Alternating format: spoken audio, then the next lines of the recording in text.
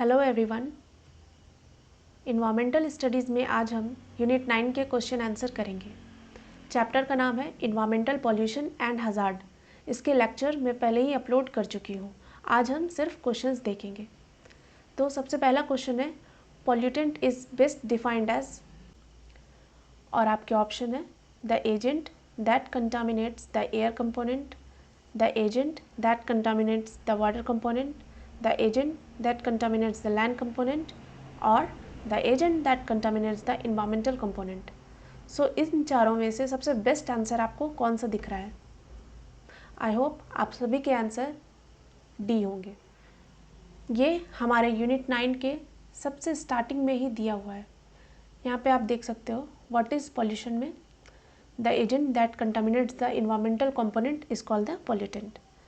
आपके next question है, persistent organic pollutants are non-biodegradable chemical substances, biodegradable chemical substances, biodegradable pollutant और non-biodegradable pollutant।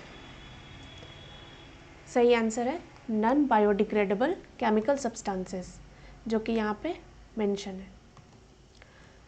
Next question है, which of the following is not an example of non-point source। सबसे पहला option है agricultural runoff, urban runoff, discharge of effluent waste from a factory और construction runoff. तो आपको बताना है कि इनमें से कौन सा नॉन पॉइंट सोर्स का एग्जाम्पल नहीं है। राइट, सो आपके आंसर आएंगे discharge of effluent waste from a factory. इसका सोर्स जो है वो यहाँ पे है पॉइंट सोर्स और नॉन पॉइंट सोर्स। मैं आपको लेक्चर में बताई थी कि जो कोई पाइप के थ्रू लाया जाए वो पॉइंट सोर्स कहलाता है और जो डायरेक्टली आ जाए वो नॉन पॉइंट सोर्स में होते हैं।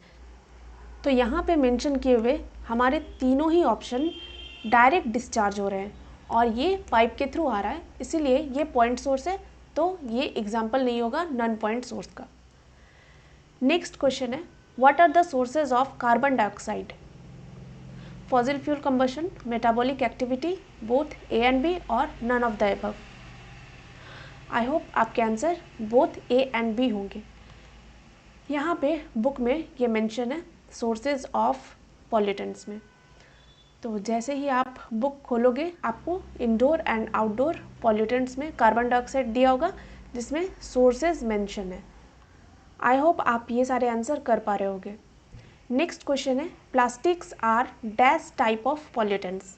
सो डैश में क्या फिल होगा, नॉन बायोडिग्रेडेबल और बायोडिग्रेडेबल। ये तो बहुत आसान है, इसका आंसर होगा नॉन बायोडिग्रेडेबल और इसका सोर्स मैंने यहाँ से लिया है।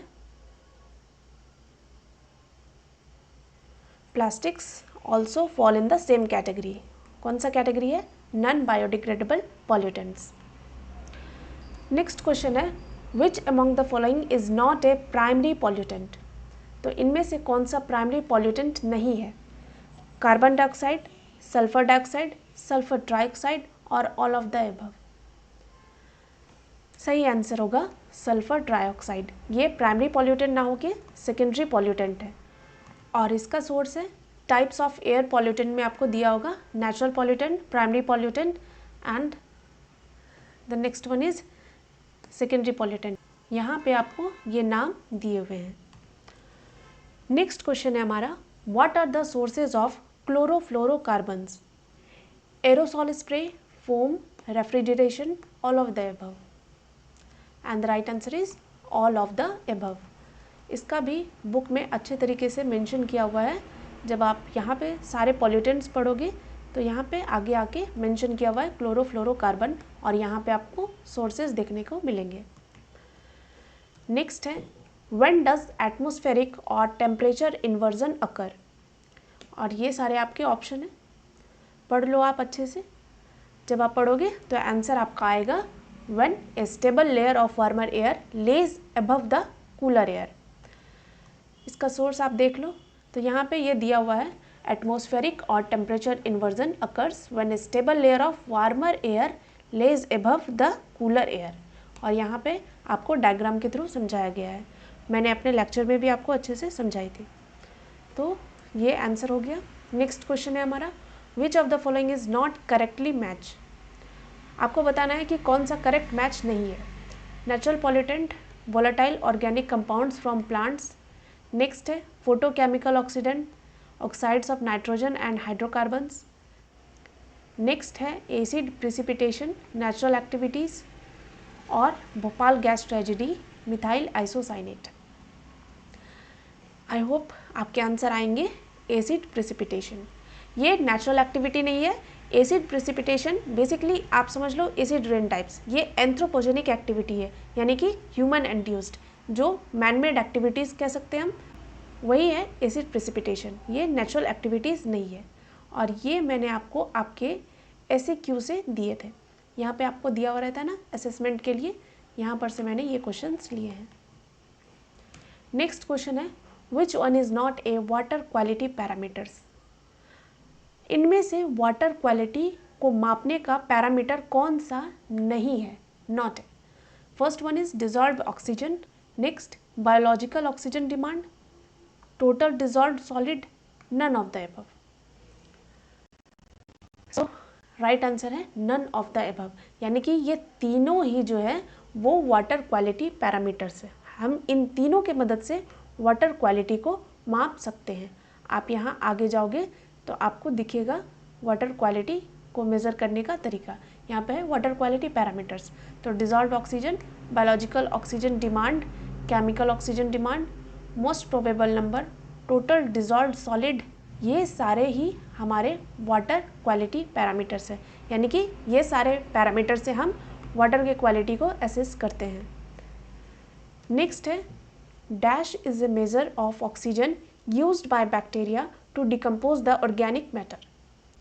ऑप्शन है biological oxygen demand, chemical oxygen demand, dissolved oxygen और total dissolved solid. Right answer होंगे हमारे बायोलॉजिकल ऑक्सीजन डिमांड। यहाँ पे आपको अच्छे से यहाँ पे दिया हुआ है बायोलॉजिकल ऑक्सीजन डिमांड जो है वो ऑक्सीजन को मेज़र करता है by the use of micro organism to decompose the organic matter. Correct. So next question है bio accumulation occurs in first organism in food chain, last organism in food chain, herbivores in the food chain और decomposer in the food chain. So आपको बताना है कि bio accumulation जो है वो food chain के कहाँ पर से स्टार्ट होता है, पहले ऑर्गेनिज्म से, लास्ट ऑर्गेनिज्म से, हार्बीवोर से या डिकम्पोजर से। आई होप आपके आंसर होंगे first organism in food chain. यहाँ पर जब आप नीचे पढ़ोगे यहाँ पे आपको लिखा मिलेगा बायो एक्यूमुलेशन जो है वो रेफर करते हैं entry of A pollutant in A food chain, जो कि फर्स्ट ऑर्गेनिज्म है हमारे फूड चेन में, वहाँ से इनका एंट्री होता है।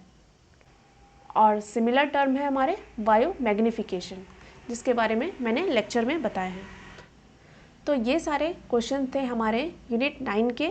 अगर इनमें से आपको कोई भी चीज़ समझने में दिक्कत हुआ या फिर आपसे कोई आंसर नहीं हो पा रहा है तो आप वापस से हमारे लेक्चर 41 एंड 42 को फास्ट मोड पे रिवाइज कर लो, इससे आपके सारे ही डाउट क्लियर हो जाएंगे। वैसे तो exam multiple choice question based होता है, लेकिन मैं हमेशा ही एक सब्जेक्टिव क्वेश्चन आपको देती हूँ। तो यहाँ पे सब्जेक्टिव क्वेश्चन है define pollution and discuss various sources of air pollution. आप चाहो तो इस क्वेश्चन को लिख सकते हो और ना चाहो तो आप सिर्फ मल्टीपल चॉइस क्वेश्चन और चैप्टर्स को रिवाइज कर सकते हो। इसके अलावा इस चैप्टर में कुछ इम्पॉर्टेंट स्टैटिक पोर्शन है जिसे आप याद रखोगे तो एग्जामिनेशन में आपके आंसर्स सही लगेंगे। जैसे कि कुछ पॉल्यूटेंट्स होते हैं और उसके सोर्सेज होते हैं, ये आप याद कर सकते हो। इसके अलावा उस पॉल्यूटेंट के क्या इफ़ेक्ट होते हैं ये भी आप पढ़ सकते हो, क्योंकि हाई चांसेस रहते हैं इस टाइप के क्वेश्चन फ्रेम होने के। कुछ पॉल्यूटेंट दिया रहेगा, उसका सोर्स पूछ लिया जाएगा और उसके इफ़ेक्ट पूछ लिए जाएंगे। बेसिकली तो ये एयर पॉल्यूटेंट्स हैं और कुछ वाटर पॉल्यूटेंट्स भी हैं जिसके सोर्सेज और इफ़ेक्ट आपको याद कर लेने हैं। इतना आप कर लोगे तो ये चैप्टर में आपके क्वेश्चंस कभी भी गलत नहीं होंगे। तो इस चैप्टर में बस इतना ही था, और फर्दर अगर कहीं डाउट है तो 41 एंड 42 लेक्चर आप देख लो, आपके सारे डाउट क्लियर हो जाएंगे। तो तो आज के लिए बस इतना ही। Thank you so much.